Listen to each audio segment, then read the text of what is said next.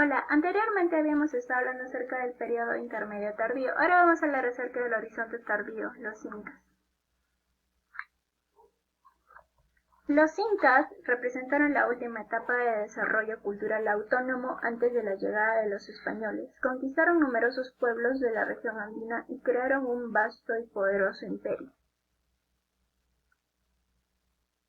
Antigüedad y extensión. El Tahuantinsuyo, tal como los incas llamaron a su imperio, constituyó entre los siglos XIV y XVI el más avanzado estado de la América precolombina. Su apogeo se derrumbó en 1532, cuando los españoles capturaron Atahualpa. El imperio inca extendió sus dominios desde Cusco, su capital situada en los Andes peruanos, hasta el sur de la actual Colombia, el centro de Chile y el noroeste de Argentina, y desde el litoral del Pacífico hasta alcanzar las selvas amazónicas. Los orígenes de los incas se remontan al siglo XII, cuando Manco Cápac y su esposa Mama Ocllo abandonaron las orillas del lago Titicaca y se asentaron con su pueblo en el valle del Cusco. La sociedad inca. Su estructura social tenía diversos estratos basados en lazos de sangre. El soberano se situaba en lo más alto de la pirámide social y su poder era absoluto y de carácter teocrático. Por debajo de él estaba su familia, que formaba el núcleo de la realeza, seguida por la nobleza.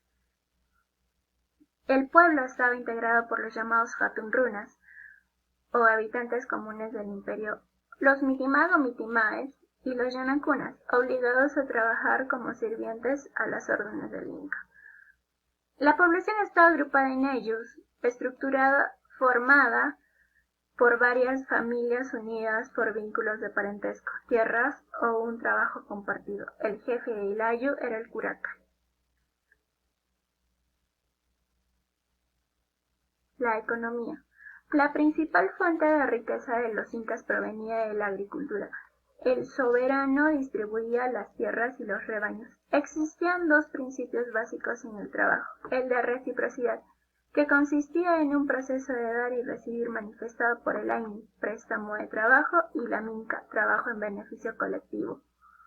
El de redistribución, que consistía en que el Estado y los curacas percibían un excedente en forma de productos, que en caso de necesidad eran repartidos entre los súbditos. Dentro de estos principios se incluía la mica, un sistema de prestación laboral que el curaca exigía a sus súbditos. El gobierno de los hijos del sol. Los incas o soberanos gobernaban el Tahuantinsuyo en nombre del dios Inti, el sol, de quien se decían descendientes. Figurilla incaica de un noble. Los personajes de alto rango social se distinguían por el lujo de sus vestimentas. El inca Manco Cápac, según la leyenda, era hijo del sol, divinidad que le entregó una barra de oro para que se sentase y poblara allí donde se hundiera. Manco Cápac y Mama Ocllo emigraron desde el lago Titicaca hacia el valle del Cusco, donde fundaron la dinastía de los incas. Cuenta la leyenda que el dios Sol surgió del lago Titicaca y, viendo lo mal que vivían los hombres, encomendó a Manco Cápac y Mama Ocllo fundar Cusco en el lugar en el que encontraran una barra de oro. Encuentro entre Atahualpa y Pizarro. La captura del Inca por los españoles en la plaza de Cajamarca hizo tambalear los cimientos del Tahuantinsuyo y acabó por provocar su derrumbe. Por su extensión y organización, el imperio inca fue el más poderoso de la América prehispana. Los tucurricos. El imperio inca contó con ciertas formas de organización policial representadas por la figura del tucurrico, el que todo lo ve. Los tucurricos velaban por el orden y el cumplimiento de las leyes del soberano y están apoyados por los michúes, que actúan como consejeros, inspectores y pesquisadores. Educación y moral. La educación se impartía en escuelas como el Yachayhuasi o Casa del Saber, donde los amautas enseñaban lengua, retórica, religión, matemática, el arte de los quipus, historia y estrategia política y militar. Otro tipo de escuela era el Ayahuasi, donde se enseñaba el tejido fino cumbi, las artes culinarias y las normas sociales. La moral quedaba sintetizada en tres máximas: Amasúa, Amayuya y Amaquella, que significan no robar, no mentir, no holgazanear. La religión. La religión de los incas era politeísta y animista. La divinidad oficial era el Inti, Sol, y su culto fue difundido por todo el imperio. Otros dioses fueron Illa, el rayo; Quilla, la luna; Coyur, las estrellas; y Pachamama, la tierra, entre otros. El culto más común era el que se rendía a las huacas y divinidades del agua. El sumo sacerdote del culto al sol era el Willacuma. El universo religioso de los incas se refleja en su mentalidad, donde predomina la vida mágica, y en su concepción del tiempo repetido entre Tarpuy, siembra, y Porcoy, cosecha. Expresiones culturales. Si bien los incas experimentaron un amplio territorio artístico y artesanal, no alcanzaron los niveles de excelencia de otras culturas anteriores como la moche o la nazca. Las formas más características que trabajaron en cerámica fueron el quero o vaso ceremonial de madera y el aríbalo, un recipiente de punta con grandes asas, cuello largo y cuerpo ensanchado, que se usaba para beber chicha o agua. También produjeron tejidos de uso suntuario como el cumbi, que se fabricaba en telares especiales destinados a los dioses o al soberano. A su vez emplearon el oro y la plata para confeccionar adornos y el bronce para la fabricación de armas. La arquitectura de los incas se caracterizó por su sencillez y monumentalidad. Crearon puertas y ventanas de formas trapezoidales y construyeron estructuras de barro en la zona de la costa y de piedra en la sierra. La arquitectura incaica más representativa se encuentra en Cusco, especialmente en las ciudades de Machu Picchu, Sacsayhuamán, Ollantaytambo y en el Coricancha o Templo del Sol. Otra expresión cultural incaica fue la danza, que tenía un marcado carácter colectivo y la más popular de las cuales era el huayno. También usaban instrumentos de viento, de percusión como la quena, la antara o el pututo.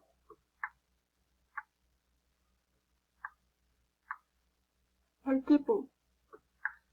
El quipu o cuenta por nudos era un instrumento empleado por los incas para calcular y llevar la cuenta de la recaudación de los tributos y el número de habitantes. También servía como registro de los hechos pasados y constituía un elemento central en sus ceremonias y ritos. En la actualidad lo utilizaban aún los pastores de las montañas para inventariar sus rebaños. Los cuatro reinos. Cusco y el Imperio Inca, la ciudad sagrada, se concibió como una síntesis urbana del Tahuantinsuyo, cuyas provincias se correspondían con los cuatro barrios de la capital: Chinchaysuyo, Antisuyo, Contisuyo y Collasuyo.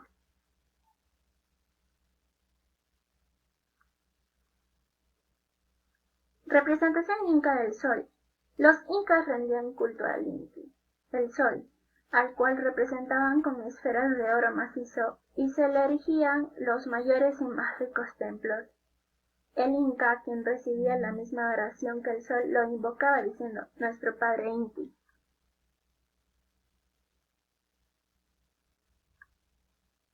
Fortaleza de Sacsayhuamán. Una leyenda cuenta que fue el inca Manco Cápac I quien diseñó esta fortaleza después de fundar Cusco.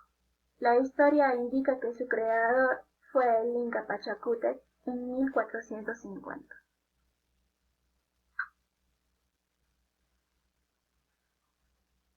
Pieza de cerámica incaica. Los artesanos incas, herederos de la tradición andina, elaboraron una cerámica de alta calidad y muy refinada tanto en la forma como en la decoración. Los incas, una cultura de síntesis. El pueblo inca, que se asentó hacia el siglo XII en el Valle del Cusco, donde fundó la capital, se caracterizó por sintetizar y organizar el mundo andino bajo su poder.